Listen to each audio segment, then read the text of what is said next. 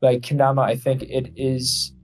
This is definitely a hot take, but I believe that it's one of the most difficult sports in the world. I don't want to take away from it being a hobby for some people, being for game for some people. Like that's totally okay. It is a skill toy from Japan, but I like to look at kendama as a full-time sport.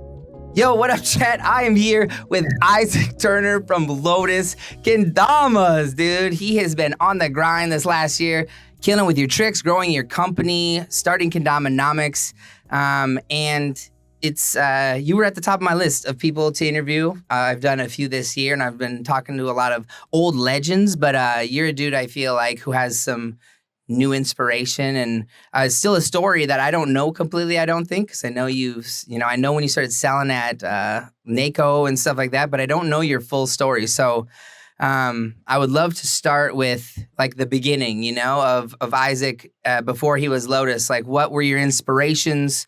Like, who were your inspirations? How did you find kendama? And like, what drove you to pursue it, Yeah, for sure, bro. Thanks for having me on.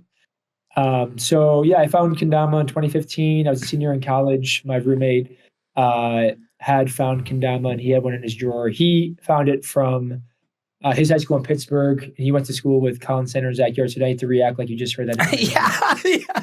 Oh, yeah. No way, dude. That's so crazy. So crazy. Yeah. Those connections are insane. So he had one in his drawer. And then when I saw it, I was immediately like, oh, this is so sick. I just knew I was going to like it, wanted to do a bunch of tricks on it. So I started with big hops and birds, and I played him in Canada. He beat me. But then I went home, got two kendamas for Christmas, like really old ones. I don't know exactly which ones they were, but. So you don't remember your first kendama? I mean, it was like an all blue, maybe Kaizen or Zora. I'm not exactly sure. Okay. Yeah. Yeah. Blue tribute, I think. Yeah, maybe. Did it have a hole through the cup? Do you remember? Yeah. Was there? Okay, so yeah, it was for sure a blue tribute. Yeah. Definitely hit like a triple earth turn, just like hucking it up. Oh, let's go. Yeah. Dude, ever since that day, like I immediately just started grinding Dama. Went back from Christmas with my kendama after practicing it, and I was like 21 at this time, but word. A little older than most people. That's when I started. Yeah. Okay. True. When I was 21. Yeah. Yeah. So, I started with like kind of a more of a grown up mindset, like, you know what I mean? Rather than having this like from a sixth grade buddy, Mm-hmm. So maybe that kind of influenced my thoughts for kendama. But yeah, so I was grinding kendama for like 4 years, playing every day, leveling up. I was really like down to grind. I wanted to get better and better. Did you go to NACO in 2016? No, I wasn't really part of the community for a few years. I just was kind of grinding at home. And then I think 2018 is when I like started following a lot of people on Instagram, started posting a few tricks on Instagram. And then my first event was actually I went to Down in the D, and then that 2019. And then that was your first one in 2019? Yeah. So before that, were you, sorry, I want to back up just a smidge. So did you have friends that were playing, or were you by yourself watching YouTube videos like a lot of people? Or were you even watching YouTube videos? Were you just grinding? No, I was like kind of on Instagram, like following the community, like following the Dwesty and the Gallaghers and stuff. And just, like by 2018, 2019, I was like following everybody who was in the community. I wasn't posting that much, but yeah, I never had played with anybody in person. Like, crazy. Yeah, I'm home just grinding by myself. So you never convinced a friend or anyone to be like, you should get one too. They were always like, oh, there's Isaac with his kendama. Yeah, it was honestly most of my family because, I guess like I had gotten a job after college, and I kind of like slowly introduced it to them because I couldn't help it. But then they're like, oh yeah, this, my friends say get kendama, whatever, like mispronouncing it and everything. But I guess that's kind of where it was. And then, I didn't really have any friends to sesh with. My brother has actually got really good at recently. Oh, cool. He's hitting a bunch of juggles and like light flips and stuff. But how old's your brother? Either. He's 22 now. So at the time when I got my first one, he was like 17. Oh, wow. Cool. So he's finding it at the age you did, kind of like finding the value in it. Yeah, exactly. Yeah. I brought him to like a battle, or he was at NAKO a few years ago too. So, and then he started, grinding hard. That's really cool. And so 2019, so you were just playing kendama and you were having fun with it. And what was the switch in your head that was like, well, if 2019 was your first event, you vended at your first event? Like you didn't just, so you didn't even just go to an event and be like, oh, this is cool. Maybe I'll start a company. You were like, no, here, I'm just going to go as a company. Like tell me the process. How did you get from dude who loves kendama to, I'm going to go to NACO and have a booth, you know? Yeah. So, it was probably after Dominant the D, that summer, I didn't know if I was gonna try to get sponsored by a company. I'm not sure if I was going to go that route, but I kind of just wanted to make my own shape and my own design. And I was always like pretty entrepreneurial, like you are. Like I studied entrepreneurship in college, and then I kind of realized, okay, well, let me just try it myself. Like I didn't necessarily go into kendama like a lot of people trying to make money, because you know how it's obviously tough. It's not like it's selling like not a bunch there just waiting for you to scoop up. Yeah. I think I just kind of want to try it out. And so one sec, what made you? So it was more about designing your own shape, because this is where I'm always curious as a person who's been doing it forever. Like, what makes you not reach out to another company who's already doing it, or like, you know what I'm saying? What made you go like? Were there no shapes that you liked? Like, were you like, oh, there's something missing in the shape game that you didn't want to reach out to someone to like, you know what I'm saying? I'm not sure what I'm asking, but you're not the first. You're one of many people who feel this need to like design and maybe it's entrepreneurship, but did you feel it was because there wasn't a shape that you thought you needed, or? Yeah, I think not only shape, but I think I felt like there was just stuff missing in the community that I wanted, like between a shape that was bigger, that, if that was a big, like for my big hand, like I was one of the first to have like a really, really big cup in 2019. I know there was like this Slay Dog that made it like kind of like way bigger. Yeah. But then I was like, okay, let's push it bigger. And then that's also when the 1UP came, which was like a similar size. Like 1UP was really big at the time. And then also like design wise, I like my mom's an artist. I was like kind of inspired by some more aesthetic designs, like more nature based. Yeah. So that's where kind of Lotus came from and the first Sacred. But yeah, I think there was probably like, I think if there was a company that kind of fit my unique like desires, then yeah, I probably would have gone. But I don't know. I think I maybe always just wanted to do my own thing, and I felt like I could really support the community with a unique avenue and a unique look on kendama. Yeah, that's sick. And so I cut you off where you're saying you went to school for entrepreneurship, like, and you went to school at Ohio? Yeah, I went to school at John Carroll in Cleveland. I minored in entrepreneurship, and then I like majored in communication. I was never big at school, but yeah, same. I majored in communications as well. It sounds like we have a similar story, my dude. That's actually insane, because school was a means to like do other things and connect with people and to like. Do you feel that entrepreneur minor like helped you? Like, have you utilized things that you learned, or have you felt there's been more learn on the go? I don't really want to make like a really broad statement to say that college isn't worth it, but I'm definitely going down that route of like, no, they didn't. Like, yeah. But what I learned, like I met some cool teachers I haven't reached out to. I learned some finance things that I maybe like helped me, but college I think taught me a bunch of valuable things, but I don't think necessarily classes did. Yeah. Agreed. So, I always said I learned a lot about a lot. And like in communications, you learn a lot about a lot of things, and in communications, you mainly like meet a lot of people and you interact with a lot of humans and get public speaking and do a lot of things like that help you along the way, I think, for sure. But yeah, I would agree. But also we're in an industry that is not like, it's new, you know what I mean? There isn't a roadmap to how to create a good kendama company. I mean, there's a 14-year map that's much bigger than when you started or when I started, but it's still something I think every day changes. And it's I mean, crazy. I learned so much just trying it myself and doing it myself and looking things up, and then running social media, seeing what works best. That's where you get personal experience and you learn a lot, So let's go back to 2019. You had to have learned a lot vending for the first time. I mean, I remember meeting you and being like, who is this dude? Like, because you were in the auxiliary thing with other people who I met for the first time. That time is, I think Scarce was over there. And I don't even know. I can't remember that exact year, but I vividly remember you. Maybe Quill Kendama was like a new person, but there were a lot of new people. It was like the first NACO where I was like, what is going on? Who are all these new people? And it's you were in that crew and you made a splash. Do you remember how you did that year at NACO? I think I rode the hype train of just having a new shape and a new company. Okay, which cool. is kind of like a big thing. Did you have a pro at all at that point, or was it just you? No, it was just me with like just a big shape. And yeah, I think people stop by. I have a like pretty cool minimalistic social media page that was getting some hype, and people kind of in the community started following it. And they kind of got hyped about this new shape and the design. It was just a sacred kendama that I released at the time.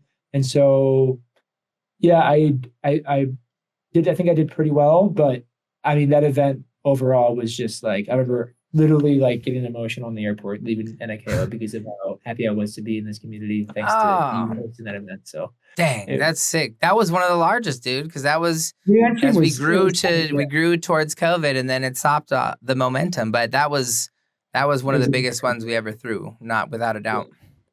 I was still like so new. I didn't know any of the pros and like the more popular players, which I was able to like lucky enough to like, make a lot of friends now and kind of know a lot of the community. But at the time it was just so special because I just had my one friend, Ezra, who I don't know if you remember Ezra Lapidus, not Ezra Katz. But he was helping me out. And then I met some people that weekend that I was session with, and yeah, that event was just incredible. It was an amazing event.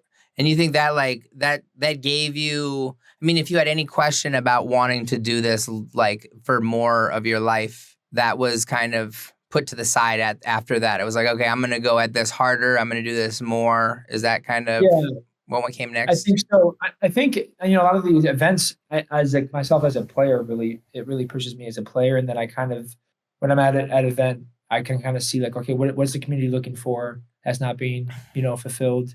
But yeah, I mean, even just at this last battle I went to, like, I think for the most part, like it's nice to meet everybody, nice to see the companies, but then I just kind of get home and I'm like, okay, I want to learn this trick. I want to get this trick. And then I really stopped playing, through my 8 years of starting Kendama. So I think events mostly inspire me to play more rather than like sell a new product, but it's still really inspiring, Yeah.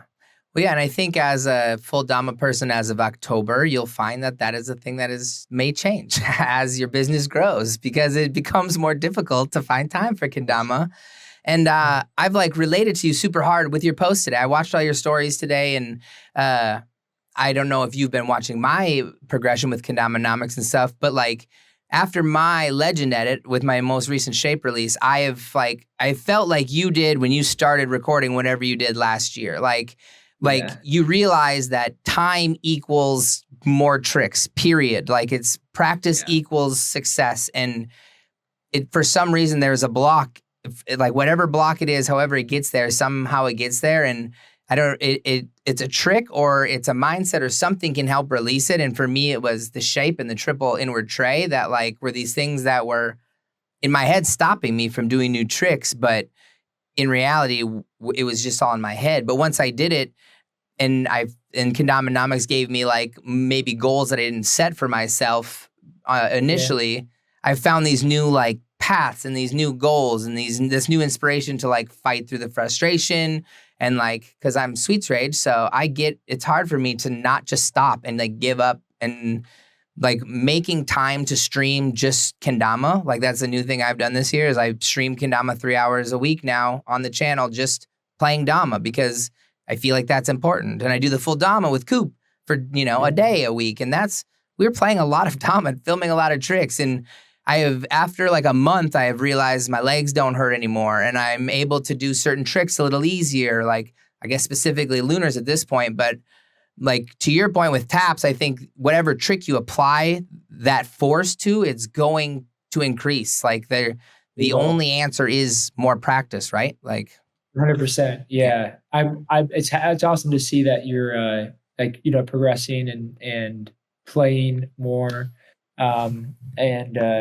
yeah, I think I think that one of the hardest things to do in Kendama, as I've been here for 8 years, obviously not as long as like some people, like and you, but I realize that there's a lot of players that once they get a little bit of like recognition, maybe they start a company, maybe they get sponsored, maybe they go pro, maybe they kind of are known for a set of tricks. One of the hardest things to do for that kind of player is to like take a step back and like be a beginner again and try something new. I mean, I had that problem. Like I was like really heavy seshing, like late flips and juggles. And when I wanted to post on Instagram, I didn't want to post anything. I didn't want to do a double stilt flip. Like I'm not that level, but it's an ego thing. It's not true. Like I am that level, right? And so then I think that kind of leads you down the path of not having as much fun, because you're bringing like like I was bringing an ego into it that I am like this level, I am this good, and then and I kind of realized, yeah, it's really hard to take that step back and go a different avenue when you already have that recognition. And as a new player with no recognition, it's really easy to go all over the place. And I think you got to keep your kind of mind in check because, yeah, you definitely. I mean, we both have seen players that go one way and then end up kind of stopping, and then or go the other way and don't let the recognition get to their head, and then they still grind every trick. Like Edwin's a good example. He's still playing, even though he's known to be one of the best players. He's still, I think, still learning new tricks, triple stilt trays and still taking a step back and some things. But yeah. So it's cool that I think you can kind of like push through that and you're playing, and I had to do the same thing. I'm kind of doing the same thing now. Like I know taps is a big thing for me, and I started in 2015. That's when it was really popular. But recently, I'm just hitting, stilt flips. I'm going for stilts now, and I kind of recognize that step back that I need to take if I really want to still enjoy kendama and still improve myself. Yeah, I agree with everything you said, especially having a team of people for so long and just trying to inspire them and seeing who does and doesn't react to certain things. I mean, Christian Fraser is a good example of someone who's, he himself motivates himself every year to try to be better and to try to learn something new. And like, he's one of the oldest players along with Austin, who like Austin can do all the new gen tricks and he's been playing longer than all of us. Like, and it's it's all a mindset because you're exactly right. Pros get to a point where they think they're so good that they either can't do other things, or I think most of the time it's just it's not a want anymore, dude. Like, can you imagine? Like, we can't imagine being the best in the world because we're not. But like, imagine someone who does that over and over. How eventually it has to just kind of be like, dude, I really don't care. Like getting over that has to be the hardest thing in the world. And I think the Gallaghers are, the people who show that it's possible, but it's with a serious mental fortitude that goes, I'm going to take second or third over and over and over until I get that first, or I'm going to take first as many times as possible. And if I get second, it's okay. Like how people are just wired so different. And some people just go, I got the world championship later. My life is made. In kendama, I'll never be better. And that's all I'll do. And that's where they leave their mind with kendama in whatever year that is. And it's not easy to like reinvigorate those type of people, even though they could probably be better than both of us in months if they just applied their skill, right? And that's the saddest part for me, is knowing that those people exist in our world and they're not playing kendama, they're doing adult things, and that sucks, Yeah, I think you get so much of a rush from, I think we all play for different reasons, but a big reason we play is to impress your friends and post a good trick and get people hype. That's an okay reason to play, and that's why a lot of people play. And the thing is if you become one of the best, and people really look up to you as the best player, and everything you post is more impressive and more impressive, and every post is better than the last one, it's when are you ever going to, like, kendama is this beautiful thing where there's just too many tricks. Because guess what?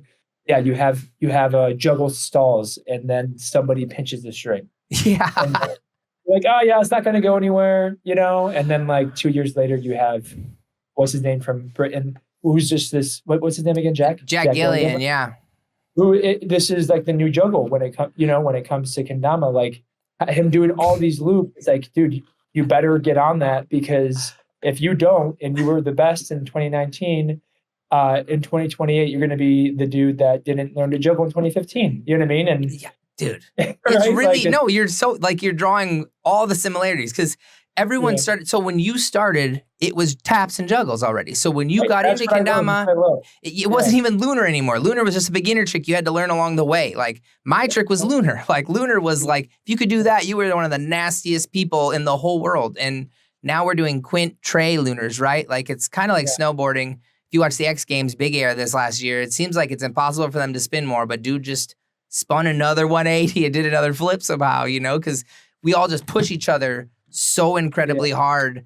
It's insane. But Jack Gillian, it's funny because I asked him like these kind of questions too when I was hanging with him last year, and he was like, yeah, my first edit was fringe case. So like he got introduced to kendama by Ben Harold most literally, and he didn't want to do anything else. Like, it wasn't a goal to land any other tricks except those. And that progressed, that got him into kendama to a point where he learned other things, you know? So it's so insane. But I had to learn goon pinch, and I like, had is the wrong word. I want to, but like Kendamanomics now I've got to a point where like I'm to a hard grind, so I can't just do one trick for 3 hours. I have to like mix it up with other things on stream. And so I'm starting to tackle different like groups of tricks or single tricks that I haven't like really put any effort into, and like a goon pinch or something. But cloud bounce is one that I met 5 people this weekend just who are randomly in circles doing it in like, they could do single, double, triple cloud bounces. Like, they're not just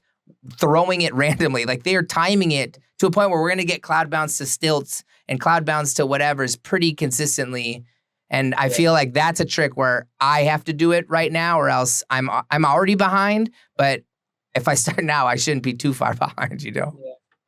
Yeah. I want to say one thing before. There's a few things I wanted to say, but first of all, I'm glad that like Nick just is posting pull-ups still when, or Nick just posted one turn tightrope when trick of the year last year was triple tightrope. So it looks like, I'm really happy that Nick is kind of like taking a step back, and then Zach, I just landed stunt like one turn step fast, and of course now he's like, now he did single, double, triple or something, right? Yeah, of course. But I'm really happy to see the Gallagher's doing that. Well, dude, I think it's your fault. Like, we keep talking about Kendamanomics, but like, we're going to officially here in a second, and I want to end with talking about that. But they told me specifically, like, I wouldn't have gone for a 6-barrel stilt if it wasn't on the stupid app. You know what I'm saying? Like, that's the coolest part to me, that you gave people who thought there was no other tricks to land. And that's something that is very dope.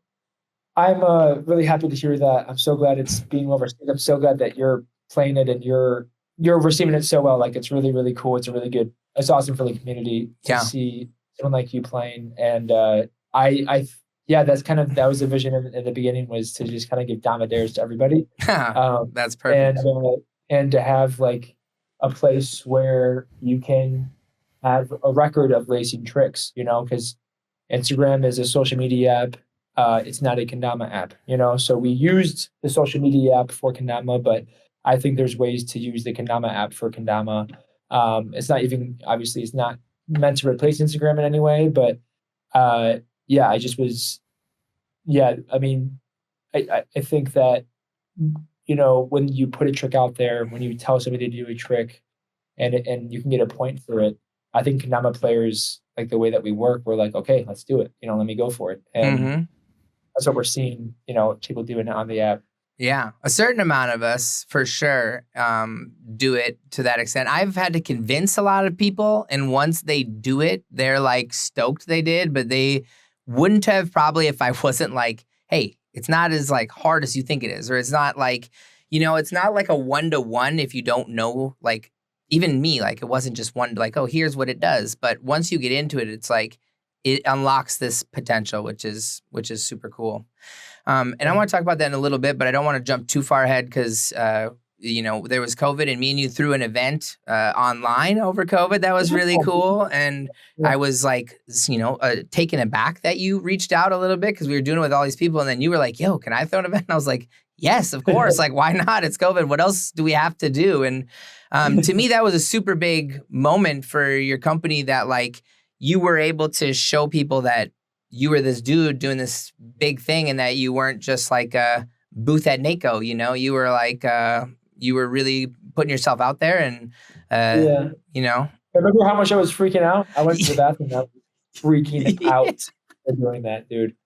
I was absolutely just Yeah, like being live was.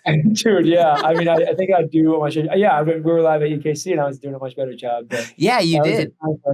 I felt that nobody really maybe didn't know me, and it was all these, social anxiety, self-conscious thoughts that I was having. It was like so nerve-wracking. But oh my But it went God. I remember it going well though. I remember it being It went well. fun and us having a good time. Yeah. Okay, so we did that. I know recently you moved to Europe. Are you in Europe or are you in America? Yeah, I'm in Copenhagen. My wife is from there, so the last 4 years we've been living in DC and New York, and then we finally made the move over to Copenhagen. Nice. And we're gonna be here for a while. So yeah. Do you like? So are you a European citizen yet, or are you still American citizen? no, I got like the equivalent to a Danish green card, so I'm able to work. Oh, cool. Yeah. So Lotus is a Copenhagen company? Yeah, it's based in the US still. Oh, okay, cool. Yeah, because that's where we were shipping out of, and then I'm kind of like, working for Lotus, obviously. But yeah. So in the Copenhagen, I mean, it's a great city. I think it's my favorite city because I have friends here. Other cities I didn't necessarily have like close friends at Marcus and Serge. Yeah, I mean, dude, there's a kendama scene you're just implanting yourself into. That's Copenhagen's beautiful. I've been lucky enough to go there a few times, and it's like there's not many nicer cities in the world I've been to. You know, yeah, I'm really lucky that my wife is from there. Yeah, dude, and you met her at college, or? I met her when I was traveling Europe after college. I went with my friend and we traveled a bunch of different cities around Europe, and then we went to Prague and I met her there, and then we started talking, and then we ended up dating, and then she moved and I moved. So dang, so she moved to America for you, and now you moved to Europe for her. Yeah. That's just so cute. Wow, that's amazing, dude. That's so cool. Do you like it in Europe, like compared to America after a year of being there? Like, is it? Yeah, I like it a ton. It's like a lot quieter. It's a lot chiller. I have no complaints. I've only been here for 6 months. I'm sure after 5 years, I'll be like, okay, get me out of here. But, yeah. It's really great so far. I love the people, and it's honestly just so nice that I have like close friends that I can hang out with and talk with. Because, I don't really have many close friends in college. They all, if I did, they all kind of went to different cities that I was going to live at, and all my friends are the Kendama community, and they all live all over the place. But I'm so lucky that my wife happened to be from Denmark, where a lot of prom dudes are from. So yeah. There's there's a pretty good group chat of people playing, maybe like 10 or 20 active players, and then me, Marcus, and Serge are playing a lot. Fred playing a lot. So those are obviously really good players, top players that you can try to keep up with. Yeah. That's super rad, dude. Cool. So you're in Copenhagen, and now as of October, you are full Lotus. So what does that mean? What did you do before that? Did you have another job? Yeah, I was working in sales. I started in sales after college. I didn't know what to do. So I kind of went from different sales jobs that got me to DC. I ended up being in like an outside sales, so like traveling around in my car, listening to Dama Nerds, going to different appointments and stuff. And then I ended up like at a really good sales job, selling like medication for a rare disease. And it was like a really, really good full-time job. I love my boss, love my company, but then our contract ended because it's like a drug contract or whatever. And so then I think Lotus was at a point where I could really, I kind of want to give it like my full effort, and that's what I'm doing. So since around then, moved to Copenhagen last May, and I'm just trying my absolute best to make the minimum amount of money to be able to put food on the table, because it's hard in the Kendama community to make even minimum wage, or not the community, but the Kendama industry, I guess. Yeah. So yeah, obviously, as you know, no one is in the Kendama industry is driving Mercedes and living in like big houses. It's tough, but I'm doing my passion. You get to do what you love. That's the trade off. The happiest I've ever been working for anybody. It's because it is my passion. I love Kendama. I talk about it. I live it. I play it. Yeah, you talk about it, bro. Your podcasts are crazy. Like my ADD gets me only so much through it because you guys are just intense with your analyzation of stuff. And like, I think I'm a dominant, and then I listen to you talk to the Gallaghers and other people about kendama, and I'm like, holy cow! Like, it almost goes over my head because you guys are so intricate with the things you're breaking down. Where I don't think there's a lot of people who are looking that in depth at the science of things and at like why people are good at what they're good at and how they succeed. And like, there's just, it's hard to take something specific, but it's cool that like, there's a lot of podcasts about kendama, but like yours is, it seems to be, you know, you're the extra dama nerd. If you ask me, like, it's like you break down things in a way that are very cool. I love it. Yeah, I appreciate the compliment. And yeah, I kind of use the podcast as an excuse to talk to like top players for 3 hours about what I want to talk about. Yeah. So yeah, I love the storylines of competition. I know I've always played sports growing up. I love kendama competition. I love analyzing form and how players do certain tricks. Yeah. Big interest of mine is, you know, what side are they throwing the tama on when they're doing like a tap? How are they controlling the string? I like this weekend at battle, I was talking to other dama dorks, like Brian and Elliot and my brother, and we were analyzing my videos of like, I literally like at Catch and Flow, I went up to Takuya, I asked him to do a few tricks, and I just did it in slow-mo just so I can like look at how he does it. Dang. And Ryoga as well. He just has such a unique style, unique form, and I love the way that they play. They make kendama look so cool and so fun, and they are really making kendama turn into a legitimate sport by the way that they play. Because I grew up as a basketball player, so I was always a 3-point shooter, and I have family that were like big basketball coaches. Oh, sure. And I honestly didn't grow in high school, or else I would have probably played basketball because I am a competitor and I athletic as well. Like I suppose just playing sports with my dad. Yeah. But I didn't go in high school, so I didn't try for the team. And so I think I'm kind of getting out my competition desires, and I'm getting fulfilled through kendama. But I'm really like kendama. I think it is. This is definitely a hot take, but I believe that it's one of the most difficult sports in the world. And I think it's one of the best sports that people can play because of its the amount of tricks that you can do. It's so not expensive to get into it versus like, you know, a basketball, you need a hoop, you need a ball, you need, you know, hockey, you need pads, everything. Yeah.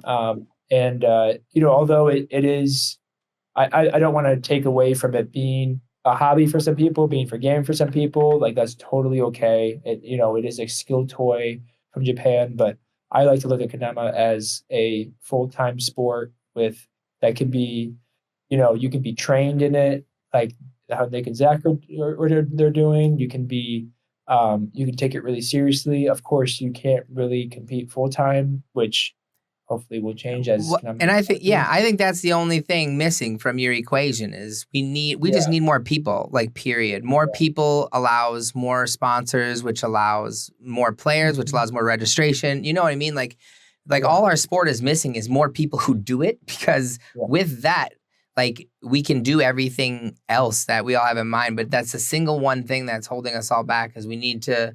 And that's why we all need to spread kendama as far as we can every single day. That's why First Spike matters so much, because you don't know which college kid at his dorm is going to show Isaac Turner or, you know, Zach Gallagher. Well, you know what I mean? And that's the true reality of our community is we are a small, tight-knit group. And if we really do want to be a big sport, if we want to be viewed by people like spike ball and like disc golf, like a real sport, we just need more people who care more about it, because then we can have more competitions and bigger prize pools, because that's like the thing that's missing from when we compare ourselves to pros. As pros, there's always a carrot at the end of the stick. And for kendama players, it's mainly free kendamas. And in a few times a year, it's some cash that's worth it. But you have to spend a lot of money to get to those places.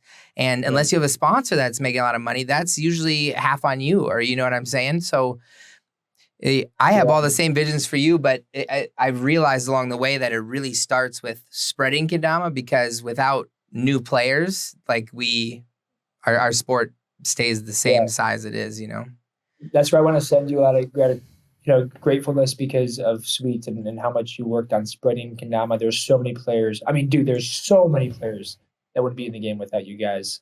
That's something that I'm focusing on in 2024.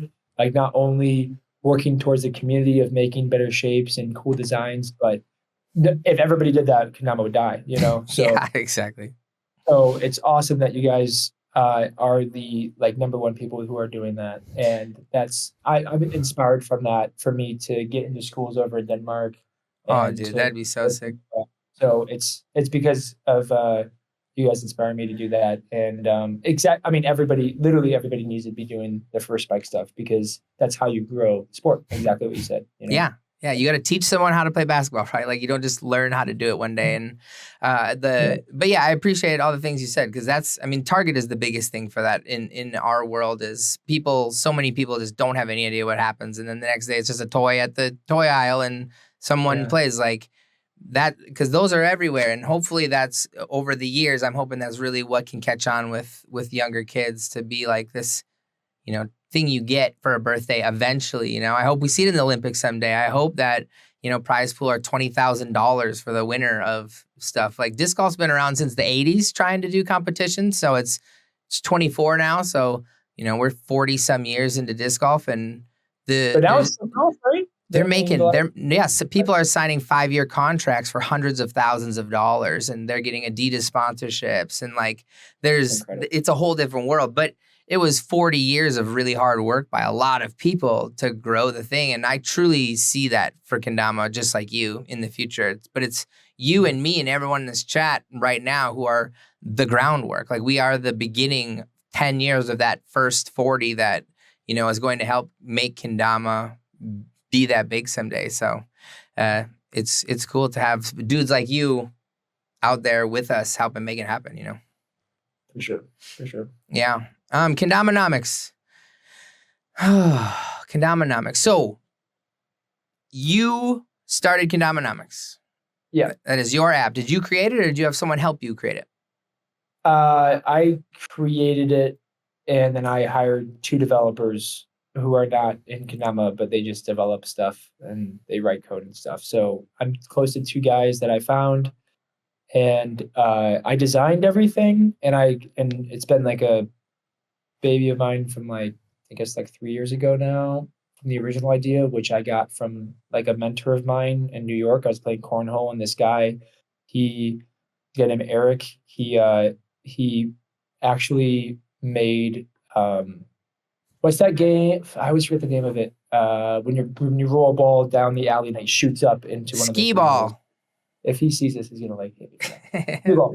So he made skee ball really popular. He added an electronic competitive system. He made a ranking system for skee ball, and then he has a bar in New York, in Brooklyn, New York, that got really popular. He has awesome leagues. He's a really great guy, and he loved kendama. I brought it in to play cornhole one day, and then he was just kind of giving me ideas of how kendama can grow and what kendama needs and things like that. And then he mentioned ranking systems. He mentioned I think ranking system, and then that kind of got me an idea of doing a trick list. And I don't know if it was going to be an app originally, maybe I think it was always going to maybe be an app, but I mean, his idea was just to okay, how good are you at kendama?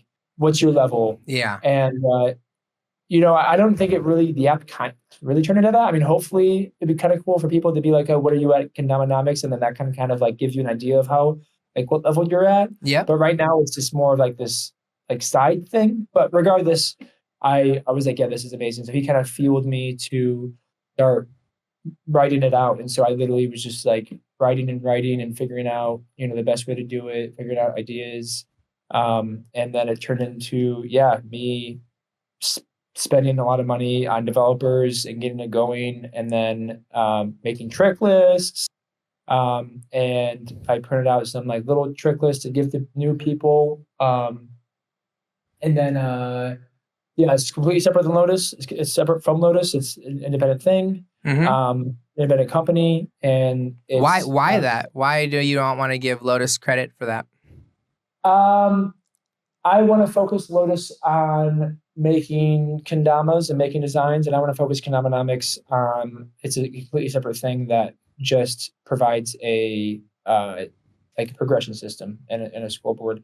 I thought it'd be I don't know. I just kind of wanted to separate those two things, and I think the Yeah. Konami community was at a place where I don't think it would have added a ton of benefit to have both. Um, obviously, like with this new ranking system for 365, they think a little differently.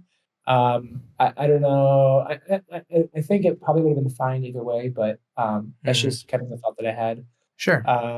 Yeah, because they are kind of two different projects, but yeah. Yeah, So like you don't even have Lotus's logo on it or anything. Like you're not pushing people to your website to buy kendamas if you love the app, like nothing. Those are the things that like surprised me because like this is an idea Sweets has had for many years, but there a lot of the things you said were like roadblocks that got in our way along the way that were like really difficult things in my head that stopped me and maybe the conversation a few times over. But like the number one thing and the number one question people have is like, are you watching all the tricks? Like how many users are there is a question I had. If you're willing to divulge how many people like actually utilize the app, but then are you the human who is okaying everyone's tricks?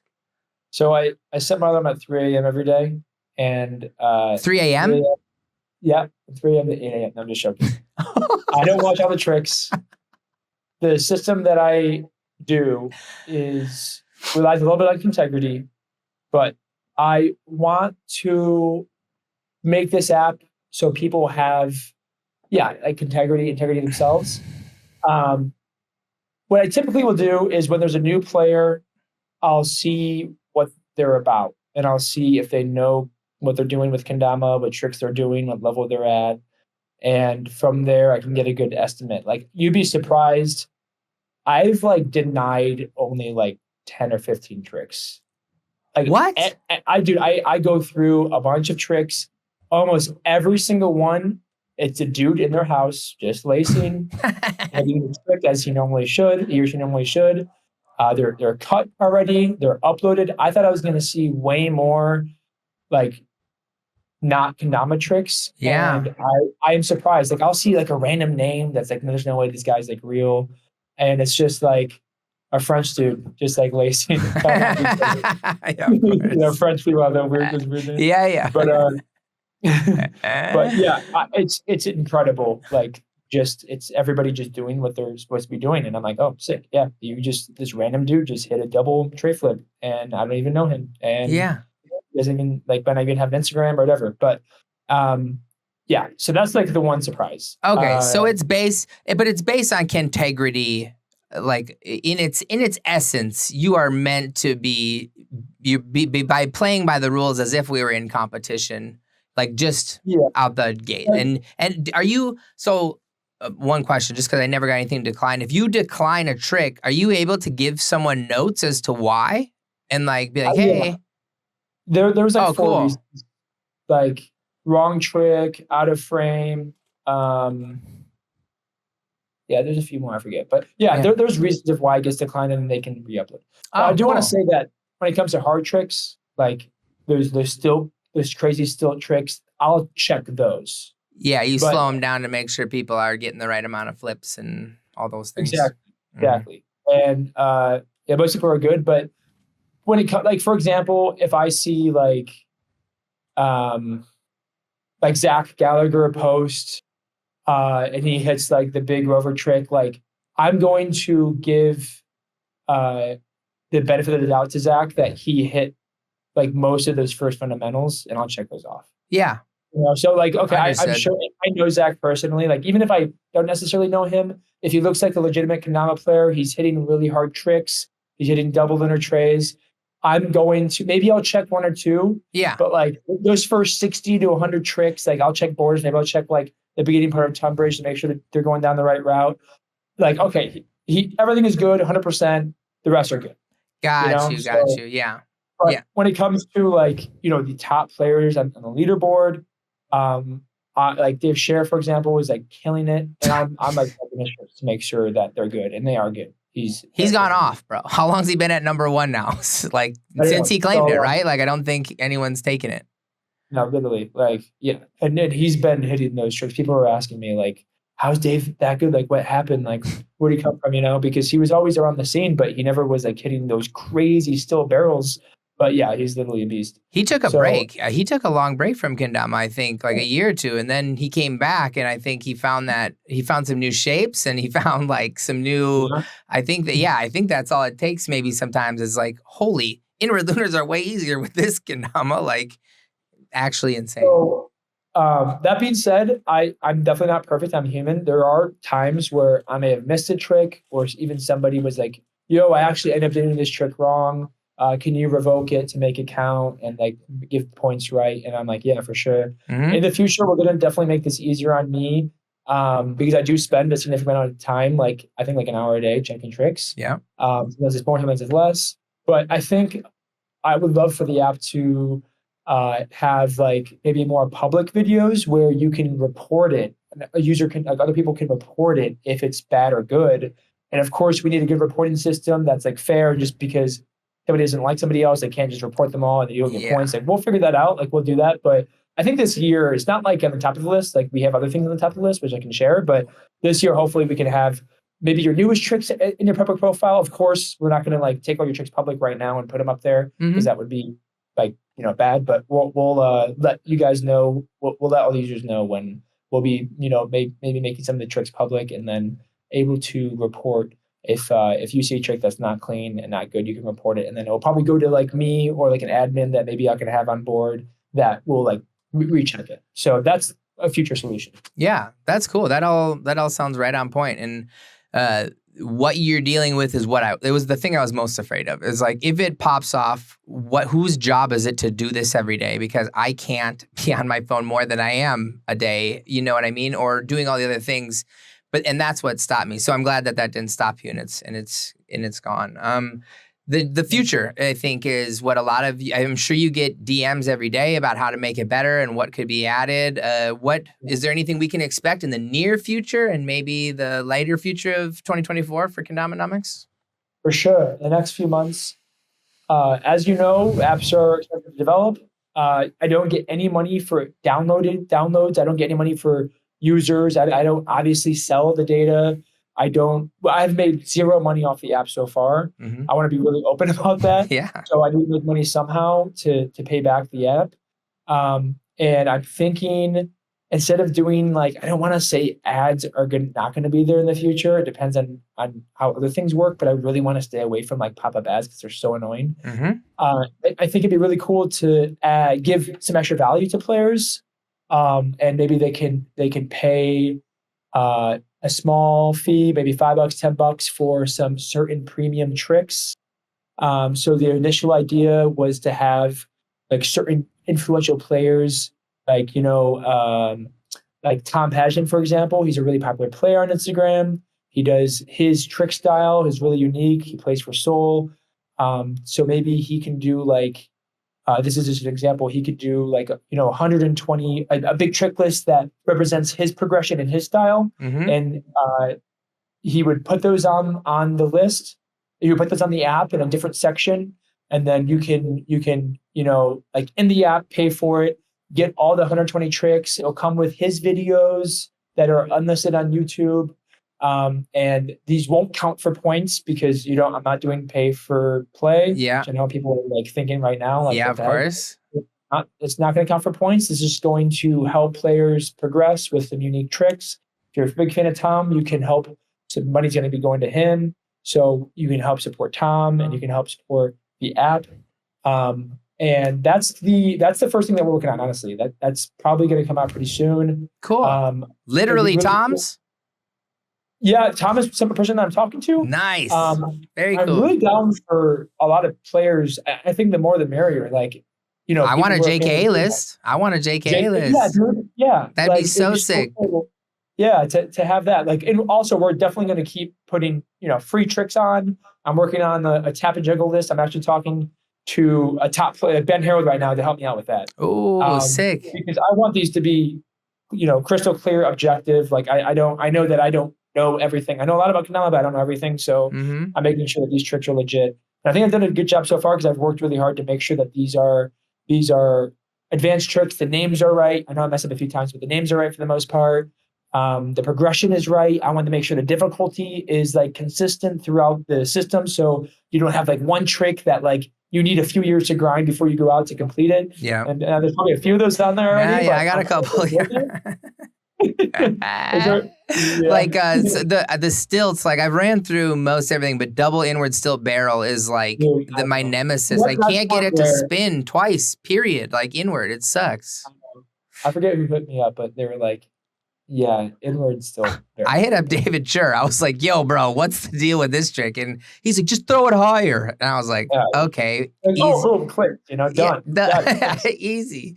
No, I really loved for me, like I said, it just opened up my eyes to like tray flips, period, is something I've been working on. And with this new shape, it's lunar honed. So I've only done inward lunar tray and a lunar tray. Those are the only 2 trays I've ever done in my whole life. That was the only 2 I'd ever felt the need to land. And I've done all of the trays now, backflip and regular on the app. And I didn't think that any of the backflips were even in my wheelhouse, like laser. All of these things were just blocks in my head that because I'm competitive, your app pushed me through because and Twitch, like me, it's a combination of making it live on Twitch where I don't have an out. I can't just go do something else. Like I have to entertain these people. So the grind is real for those minutes when I'm there. And I'd be lying if I said I'm not proud that I was like top 25 when I see all the other names that are on it. And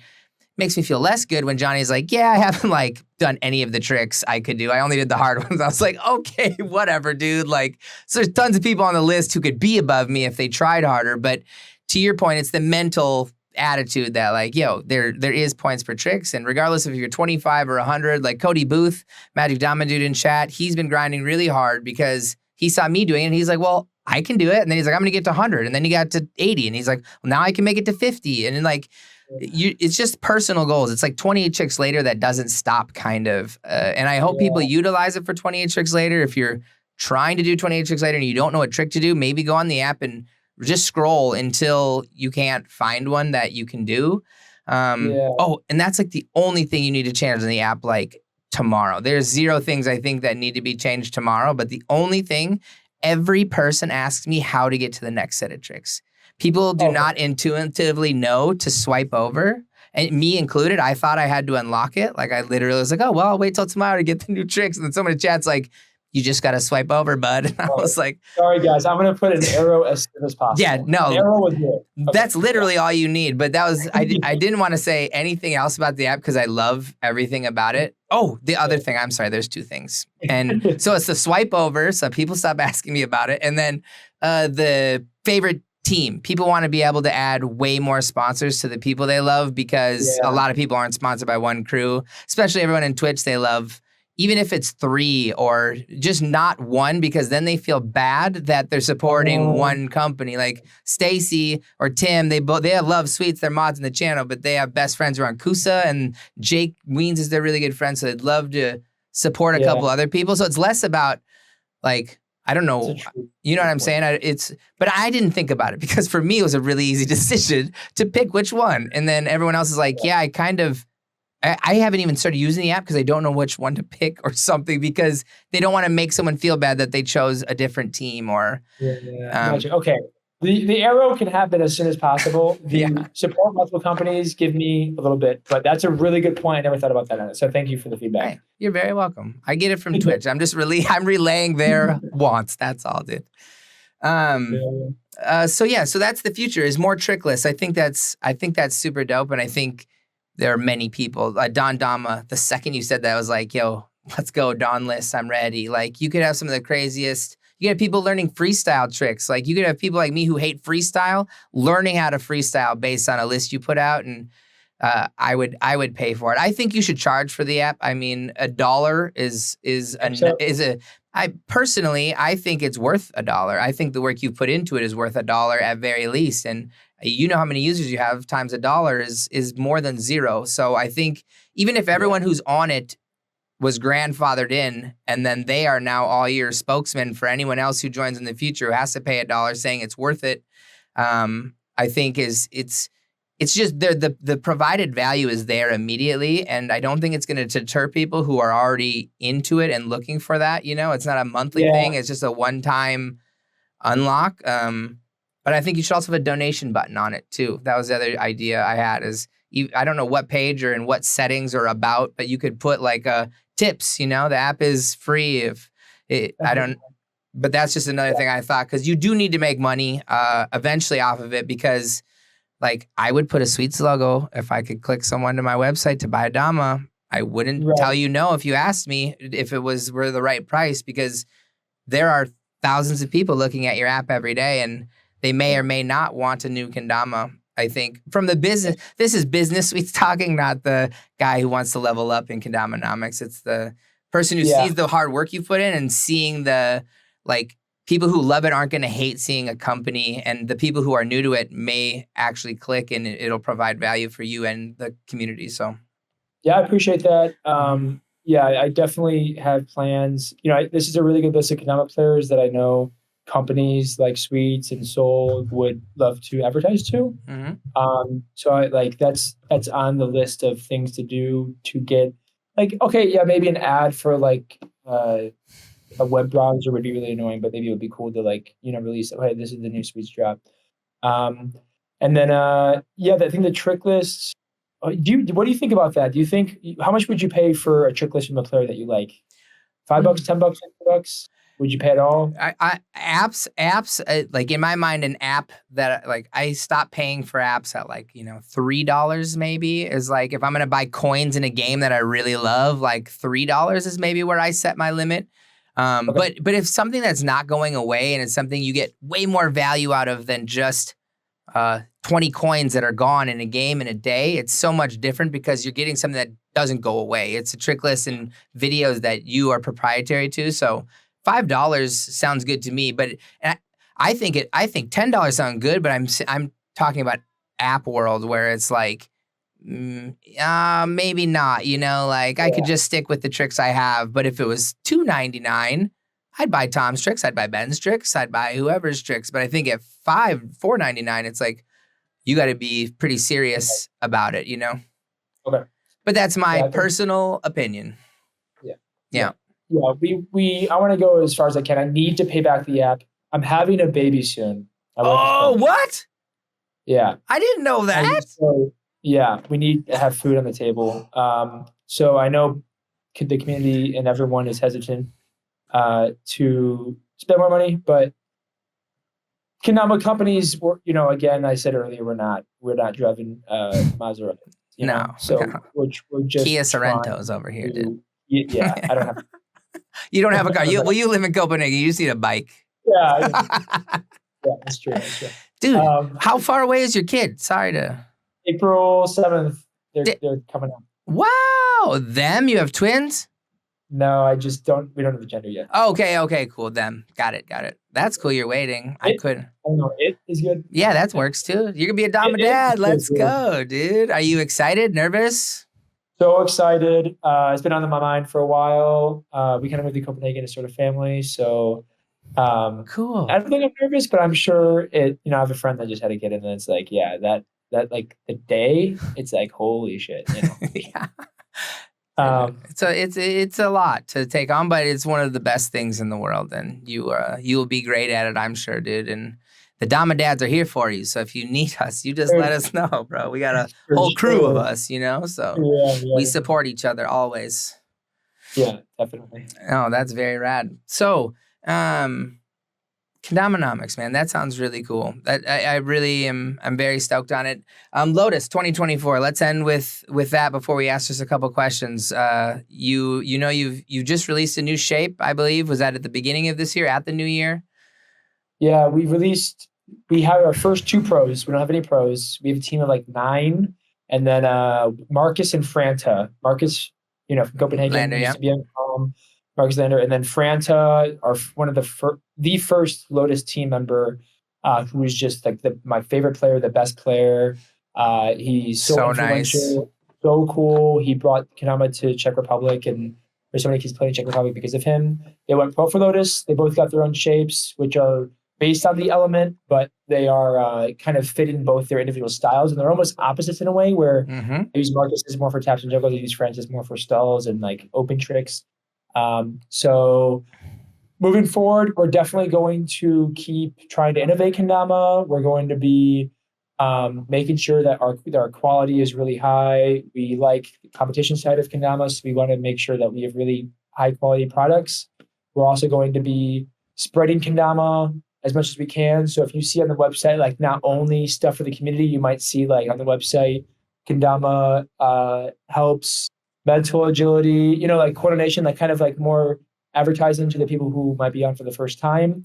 That's kind of a new step that we're doing because we need to spread kendama. I mean, everyone needs to spread kendama, and we need to do Lotus needs to do a better job of that. We're going to be doing that this year because it's going to help Lotus. It's going to help everybody.